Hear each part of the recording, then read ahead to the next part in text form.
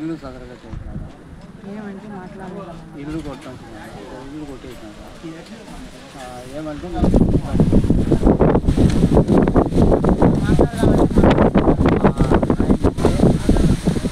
భూషణ కేశవరాజు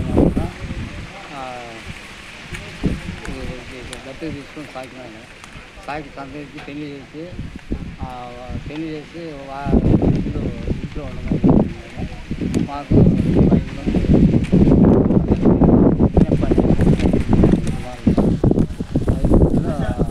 అందరూ బయట బతుకుతున్నారు. నేను కందేపల్లి గ్రామంలో ఉన్నాను.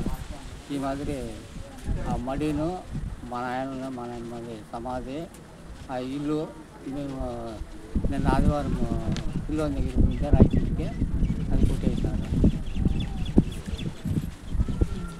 నా పేరు చంద్రమ్మ, మా సమ్మేపల్లి. మేము రాయచూరు కాదు, అన్నమయ్య జిల్లా. మేము ఆదివారం నాడు సాయంత్రం సమ్మేత రాయచూరు ఇల్లు పడగొట్టేసినారు. అది ఏమైనా అడిగితే మమ్మల్ని మాట్లాడలేదు. మాది భూమి మా మామను 60-70 ఏళ్ళ నుంచి అదే ఇంట్లో పెద్దలు మేము అందరూ అనేవాళ్ళం. మా పెళ్ళైనంటే మా భూమి 1 ఎకరా ఇచ్చినారు. ఇల్లు వాళ్ళకు మా మామను సాగినోళ్ళు దత్తకు తీసుకొని మా మామను సాగిన తర్వాత అతనికి ఒక కొడుకు పుట్టినాడు. కొడుకు పుట్టాక మా మామకు ఒక ఇల్లు ఇచ్చినారు. ఆ ఇల్లు 1 ఎకరా భూమి ఇచ్చినారు. ఆ భూమిలో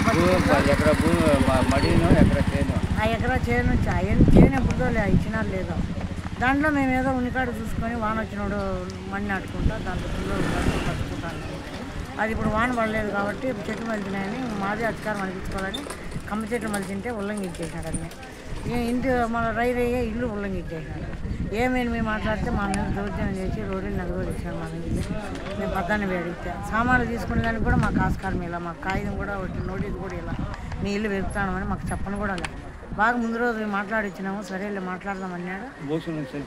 భోజనం చేసి అతను అమెరికాలో ఉంటాడు, మెడ్రాస్లో ఉంటాడు, తిరుగుతూ ఉంటాడు ఎక్కడైనా కూడా. అతను డబ్బు వాదా వల్ల మమ్మల్ని పలకరించి మమ్మల్ని కేర్ చేయాలి. సరే అతనికి మాకు ఎలాంటి మంతపత్రం లేదు, బాగున్నాడు. అయినా ఎందుకు ఈ మధ్య వాళ్ళ బంధువుల మాటిని మమ్మల్ని చాలా అవమానం చేయాలని చెప్పి కనీసం మా ఇల్లు లేకుండా చేయాలని ఇల్లు పడుకోవాలి. దాంతో మాకు చాలా అవమానంగా చచ్చిపోయినంత బాధ అనిపిస్తుంది. మాకు ఇల్లు లేకుండా అయిపోయినామా, ఇప్పుడు ఊళ్ళో ఇల్లు పడుకుంటున్నాడంటే నల్లగా లెక్కలు వేసుకొని జరగాలని బాధగా ఉండాలి. దిక్కుని కడిగి చెప్పుకోండి, పోలీస్ స్టేషన్కి పోనీ అని చెప్పి దౌర్జన్యం చేసి భయపెట్టిస్తాను. అందుకోసం మేము ఇక్కడ కలర్ తీసుకొచ్చి అర్జీ వచ్చినాం. మేము